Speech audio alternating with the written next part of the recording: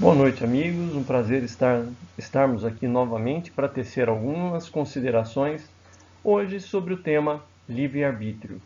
E antes de iniciarmos as nossas considerações, gostaria de convidar a todos para a nossa prece inicial.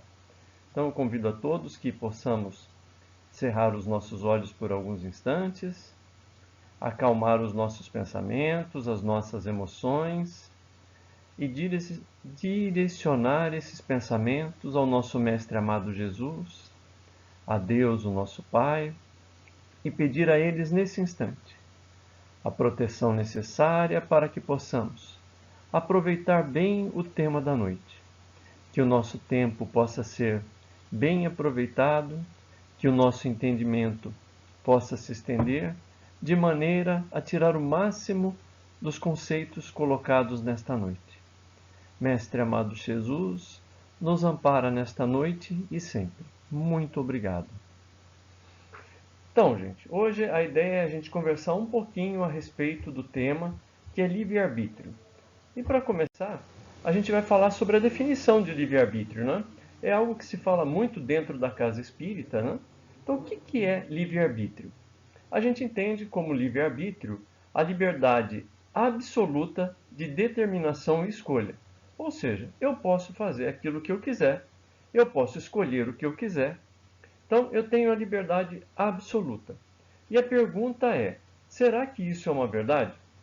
Ainda dentro da questão do conceito, né, nós buscamos no dicionário Larousse o que é livre-arbítrio. Então, o dicionário nos diz que é o poder de agir de determinada forma, ou deixar de agir, sem nenhuma razão para tal escolha que não seja a nossa própria vontade. Presume, portanto, escolha dirigida pela vontade. Nós agimos de certa maneira porque assim queremos ou nos sentimos responsáveis pelo ato praticado. E nos sentimos responsáveis pelo ato praticado. Ou seja, eu faço do jeito que eu quero, eu escolho do jeito que eu quero, mas me torno responsável por aquilo. Muito bem. Será que realmente existe esse livre-arbítrio? Essa é a pergunta que não quer calar, né? Será que quando eu faço uma escolha, realmente eu estou colocando a minha vontade, a minha liberdade? Ou existe um determinismo e uma fatalidade por trás das minhas escolhas? Determinismo no seguinte sentido: será que a minha escolha não é fruto do ambiente que eu vivo, da educação que eu tive, da minha maneira, das influências, né, que eu recebo dos amigos, dos meus pais, dos meus parentes, dos colegas de trabalho, da mídia de forma geral? Então, se eu sou influenciado por tudo isso, será que eu tenho livre-arbítrio? Ou há um determinismo por trás disso? Ou ainda uma fatalidade, né? Dentro das minhas escolhas, principalmente aquelas escolhas que trazem consequências graves na minha vida. Será que é uma escolha, ou por trás dessas escolhas não está a mão de Deus? Em muitos momentos na casa espírita nós ouvimos, né, essa questão de que a nossa encarnação está toda planejada e que a gente não consegue escapar desse planejamento, né? Tudo foi feito de tal forma a que nós estamos aqui e vamos passando por aquelas situações que foram planejadas para nós. Será que isso é verdade? Então nós precisamos nos questionar. E a conversa sobre livre-arbítrio é exatamente para a gente tocar nesses assuntos. Então vem a pergunta: existe realmente livre-arbítrio ou estamos sujeitos a determinismo e fatalidade, né? Do que depende a capacidade da pessoa de fazer escolhas, da nossa capacidade de fazer escolhas, né? Como é que a gente desenvolve isso? A gente pode fazer escolhas do jeito que a gente quiser, quando quiser, no momento que quiser? E como são essas escolhas? Então, a gente começa pensando nos espíritos mais simples, né? Quando foram criados, que escolhas eles tinham? Imaginemos os nossos selvagens, não digo nem os nossos índios. Vamos um pouco mais para trás. Imaginemos os nossos aborígenes. Que escolhas eles tinham? Imagine o seguinte: você está numa aldeia indígena, lá numa aldeia no meio da selva, e você precisa comer. O que você vai comer? O que tiver. Não existe escolha do prato a comer. A única desejo que você tem, né? A sua única vontade é se alimentar. Você precisa comer. Você vai comer aquilo que tiver na frente. Você não tem escolha do tipo assim, vou a um restaurante, ou vou ao supermercado, ou vou à feira, escolho algumas coisas, trago para casa e preparo. Então, num primeiro momento, como espíritos, o livre-arbítrio ele está muito circunscrito à satisfação das nossas necessidades. É basicamente, né, você satisfazer as necessidades primárias. Você vai comer, você vai se alimentar, você vai reproduzir e assim por diante. É o suficiente para que você possa continuar sobrevivendo. Conforme a gente vai evoluindo, conforme a gente vai adquirindo conhecimento e experiências, a gente vai também desenvolvendo o nosso livre-arbítrio. O conhecimento faz com que a gente possa desenvolver a nossa capacidade de escolha. Então, nós que fomos como espíritos criados simples e ignorantes, mas a gente tem todo esse potencial de crescimento, né?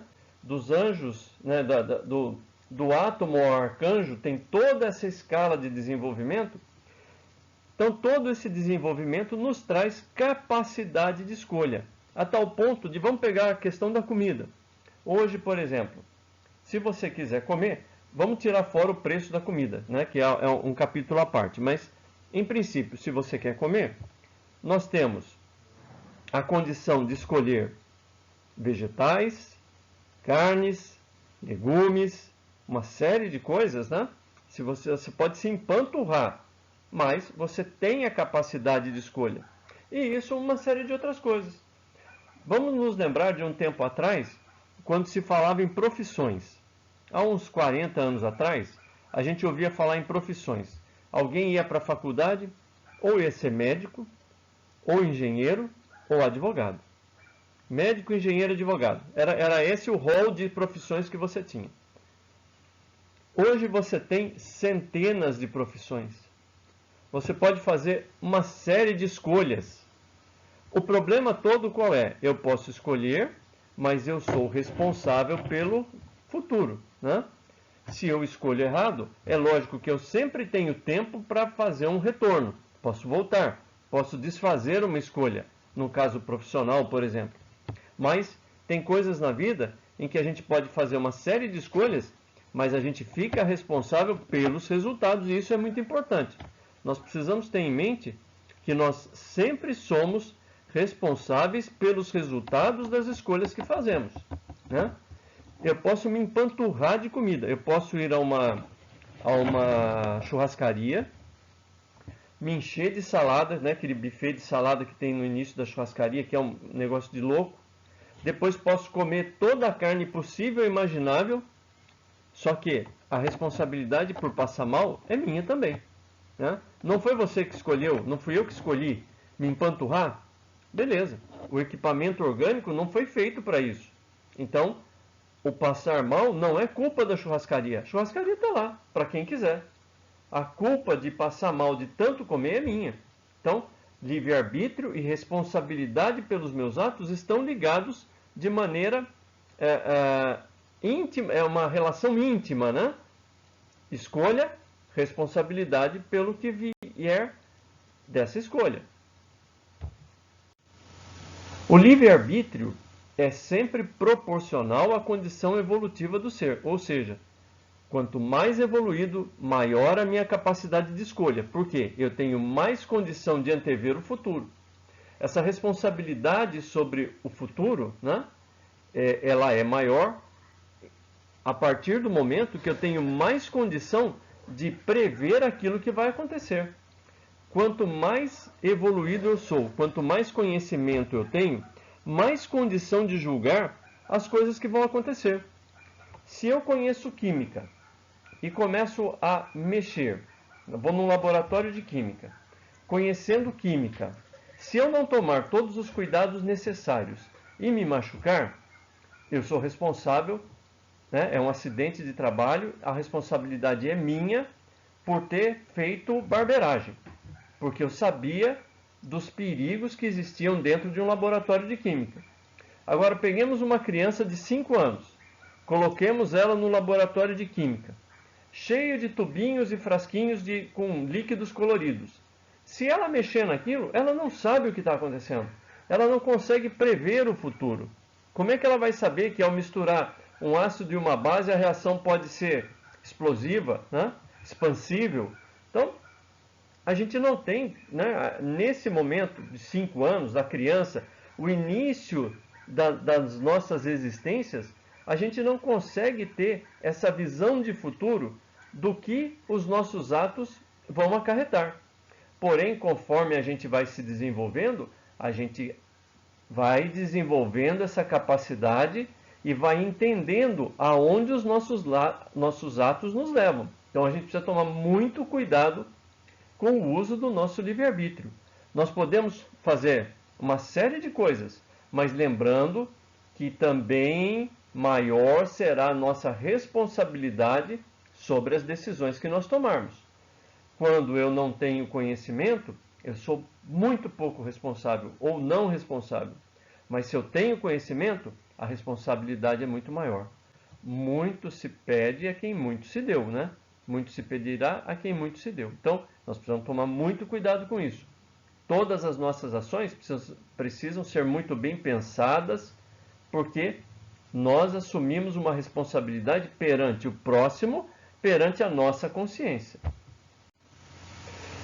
Ou seja, vamos pegar a frase de Paulo que está na primeira carta aos Coríntios, né, no item 6. Paulo diz um negócio muito bacana. Né? Ele diz assim: tudo me é permitido, mas nem tudo me convém. Tudo me é permitido, mas eu não deixarei que nada me domine. Certo? Então, eu posso qualquer coisa? Posso, gente, posso qualquer coisa. Devo. É o que está aqui do lado, né? A gente precisa entender isso. Nem tudo que eu quero, eu posso. Nem tudo que eu posso, eu devo. Por quê? Porque eu posso estar prejudicando a mim e ao próximo. Então, será que realmente as coisas que eu quero são realmente necessárias? Eu preciso pensar. Até que ponto aquilo que eu quero não está prejudicando o outro, não vai prejudicar o outro? Né? O que eu posso? Eu devo? Né? Eu posso fazer uma série de coisas, mas eu devo? Olha só, vamos pensar em Paulo e juntando com isso aqui. Se eu quiser agora sair daqui e ir para São Paulo, na Cracolândia, comprar uma pedra de crack e me viciar, eu posso? Posso. Não tem nada que me impeça. Né? Eu pego o carro aqui ou o ônibus, desço em São Paulo, vou na Cracolândia, compro uma pedra de crack. O que vai acontecer? E fumo a pedra de crack. Muito bem. O que vai acontecer? Acabo me tornando um viciado. Tudo me é permitido, mas eu não deixarei que nada me domine. A partir do momento que eu virei o viciado, alguma coisa está me dominando. Então Paulo é muito lúcido nesse ponto. Lúcido demais. Né? Nem tudo me é permitido, tudo me é permitido. Posso fazer qualquer coisa, a bobagem que eu quiser. Gente, eu garanto para vocês, quando eu estou a fim de fazer bobagem, não aparece, né, não se materializa um espírito na nossa frente e diz assim: não, você não vai, ninguém amarra você na cadeira. Não, você faz a bobagem que quer. O problema é o depois. O depois é o problema, né? A bobagem reflete, né, na nossa responsabilidade e é o que me domina. Não sai da minha cabeça, né? Eu passo uma vida, às vezes, com um sentimento de culpa por causa de momentos impensados em que a gente achou que tudo nos era permitido. Né? A gente precisa tomar muito cuidado. Então, voltando, né? A questão da inteligência, o desenvolvimento da inteligência nos traz mais deveres, nos traz um maior livre-arbítrio, mas nos dá uma visão muito maior das circunstâncias em que nós estamos inseridos. Então eu preciso ter, né, a visão, a supervisão de todas as circunstâncias. Né? Eu não posso mais pensar apenas em mim, ou apenas no que está do meu lado ali. Eu começo a ter a necessidade de expandir o raio de ação da minha visão para entender o que as minhas ações acarretam. Porque a minha ação pode ser muito boa para mim e para minha família, mas eu estou prejudicando o meu vizinho.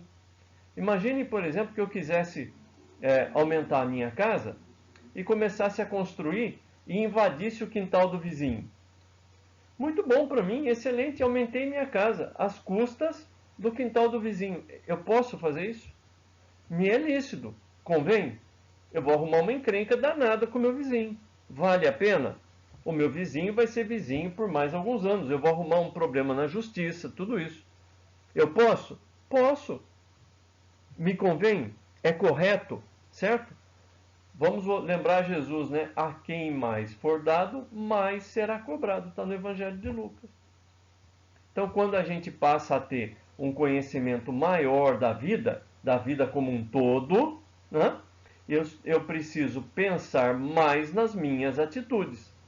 Pensar em quê? No que vai me favorecer? Não só no que vai me favorecer, mas que consequências aquilo traz para mim hoje e amanhã, para quem está ao meu lado, para as pessoas que estão próximas a mim. Tem a boa parte das coisas, a gente toma atitudes simples, mas aqueles fatos capitais da vida, a gente precisa tomar muito cuidado. Analisar, pensar, não é sair fazendo as coisas, né? Ah, porque eu sou uma pessoa impulsiva. Impulsivo, depois você vai, né? vai responder pelos seus impulsos. Então, seja impulsivo, mas pense, né? Pare 5 minutos para pensar, analise, né, todas as circunstâncias. Planejamento faz parte da vida da gente, planejar as nossas ações, né? Como que a gente vai fazer as coisas, quando fazer, qual a melhor maneira de fazer, o que está envolvido naquilo que eu estou fazendo. A gente precisa pôr essas coisas no papel, né? E começar a pensar dessa maneira. O homem tem o livre-arbítrio de seus atos? Claro que tem, senão a gente seria uma máquina. Então, gente, embora a gente sempre fale nessa questão de planejamento, as coisas estão planejadas, mas nós temos liberdade de tomar caminhos nessa vida. Esse planejamento falado no plano espiritual, ele não é assim aquele roteiro, né, em que se escreveu lá na pedra, né? 10 mandamentos, botou na pedra, não muda mais. Não é isso. É uma parcial da vida, né? Como algumas coisas vão acontecer. E você tem livre-arbítrio de dizer sim ou não conforme as coisas forem aparecendo. Porém, o que acontece? Se eu digo sim, se eu digo não, consequências existirão. E a gente vai ser responsável pelas consequências. Certo? Agora, nós temos livre-arbítrio desde que nascemos? Mais ou menos, porque quando a gente nasce a gente não tem vontade. A única vontade que a gente tem é de se alimentar e dormir, né? Nasceu você, ou você está mamando ou você está dormindo. Conforme vai desenvolvendo, né? Aí a gente vai tendo esse desenvolvimento do livre-arbítrio. Num primeiro momento, né? A gente não tem nenhuma vontade, depois as vontades vão aparecendo, os desejos, aquilo que a gente quer, aquilo que a gente não quer. Vamos nos desenvolvendo enquanto pessoas, enquanto espíritos, a gente desenvolve as nossas faculdades e isso vai nos dando cada vez mais responsabilidade sobre os nossos atos. Aqui um gráfico bem interessante, né, a respeito sobre essa evolução do livre-arbítrio em nossas vidas. Anomia é quando eu não tenho vontade. Então, quando eu sou criancinha muito pequenininha, eu não tenho vontade. Ou os pais decidem tudo pra gente, né? Normalmente, os pais decidem tudo. Heteronomia é aquele momento em que eu tomo decisões, normalmente com a adolescência, né? É o impulso, né? Eu tomo as decisões no impulso e sempre pensando em mecanismos de troca. Eu vou à escola porque meu pai me dá uma mesada. Eu estudo porque senão não tiro nota.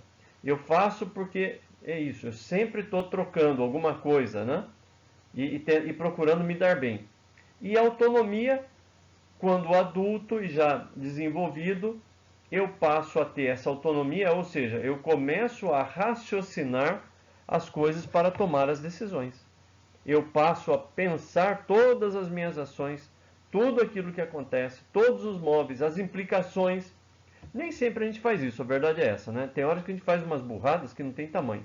Mas a gente deveria ter essa autonomia no sentido de pensar tudo aquilo que pode acontecer antes de tomar uma decisão, as decisões mais críticas das nossas vidas, né? Daí o alerta, né, que os espíritos nos passaram, o espírito de verdade, quando diz: Espíritas, amai-vos, eis o primeiro ensinamento, instruí-vos o segundo, ou seja, porque o conhecimento nos ajuda a ter visão, né, das consequências das nossas ações. Educação, no sentido de combate às nossas más inclinações. Então nós temos o livre-arbítrio para tomar decisões e através da educação a gente vai se mudando para que as nossas decisões não sejam decisões única e exclusivamente para que nós nos demos bem na vida. Então nós vamos modificando as nossas tendências e, né, usando a inteligência para modificar o mundo à nossa volta. A gente começa, através da instrução, a entender que as nossas ações devem contribuir para a melhora da humanidade, né? Para que a gente possa construir uma sociedade mais justa, mais igualitária, menos repressiva, menos preconceituosa e assim por diante. Aquilo que é a mensagem que o Espiritismo nos traz, né? E ainda por cima, né? Para aqueles que precisam, que a gente tenha condições, através do nosso livre-arbítrio, de auxiliar quem está precisando, né? Então, auxiliar os irmãos de caminhada na medida em que eles sejam nossos pais, mães, esposos, irmãos, filhos, amigos e quem precisar, né? Assim como Jesus fez quando esteve aqui na Terra. Todos que vieram até ele, ele atendia, né? Todos que vieram até ele, pelo menos a palavra, né, de apoio e de consolo, ele sempre trouxe, ok?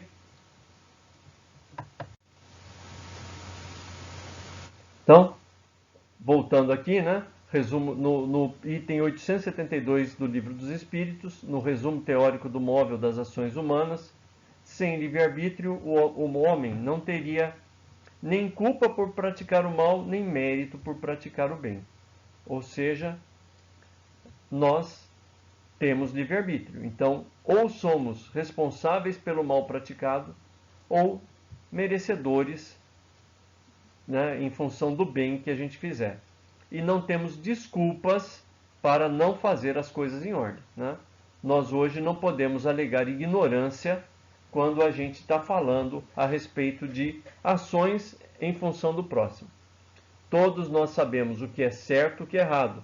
Nós hoje distinguimos muito bem o que é certo e o que é errado. Com isso, não dá para falar assim, ah, eu não sabia. O eu não sabia é algo que ficou num passado muito remoto. Nós agora agimos com consciência e isso nos torna responsáveis pelos nossos atos. Bom, e aqui nós chegamos ao fim da nossa conversa de hoje, né? Espero que tenha sido satisfatório. Agradeço a todos, né, pela atenção, pela paciência. E eu gostaria de convidar a todos novamente para as nossas vibrações e a oração final. Então, nesse momento de finalizar os nossos trabalhos, eu convido a todos para que novamente nós possamos cerrar os nossos olhos, aproveitar a ligação com o Pai, aproveitar a ligação com Jesus, com os espíritos responsáveis pelo nosso trabalho e pedir a todos eles nesse instante seu amparo, o seu auxílio a todos os que sofrem em nosso planeta. Pedir a Deus que derrame sobre o nosso planeta as suas bênçãos, de tal forma a amparar os doentes, os abandonados, crianças, velhos, adultos, os que não têm abrigo, os que estão fugindo de regimes totalitários, os que estão fugindo de países em guerra. Pedimos a Deus e a Jesus que possa abençoar a todos os que estão enfermos nos hospitais, nas casas de saúde, em suas casas. Pedimos a Deus que abençoe o nosso país e principalmente os desempregados, os pais de família que precisam colocar em casa a comida através de seu trabalho. Abençoa, Senhor, a todos aqueles hoje que não têm emprego, mas que precisam buscar uma maneira de ganhar o salário de cada dia. Mestre amado Jesus, nós também te pedimos para que a tua mão amiga possa abençoar todos os que sofrem, todos os que precisam de amparo. Pedimos, Senhor, para que o teu amor infinito se faça presente em todos os corações, principalmente nos nossos corações, para que nós possamos nos transformar em teus mensageiros juntos àqueles que tanto necessitam no nosso mundo. Mestre amado Jesus, ampara também aqueles cujo nome estão nos cadernos de vibração da nossa casa. Todos aqueles, Senhor, que precisam também do teu amparo, do teu apoio, junto à casa aonde nos dedicamos ao teu trabalho. Ampara a nossa casa para que possamos encontrar nela sempre o local que nos abriga e nos ampara. Ampara os nossos familiares, os nossos vizinhos, os nossos parentes. Ampara todos aqueles com quem temos relações no dia a dia. Nossos amigos, colegas de trabalho, todos aqueles com quem encontramos. Ampara as nossas casas, ilumina, Senhor, os nossos lares. Ampara os nossos companheiros de jornada e nos ampara, Senhor. Nos apoia, ilumina as nossas mentes e as nossas consciências. Senhor, Mestre amado Jesus, que ambos possam estar junto a nós sempre, iluminando os nossos caminhos, as nossas mentes, os nossos sentimentos. Que assim seja. Gente, mais uma vez, muito obrigado e boa noite a todos. Boa semana.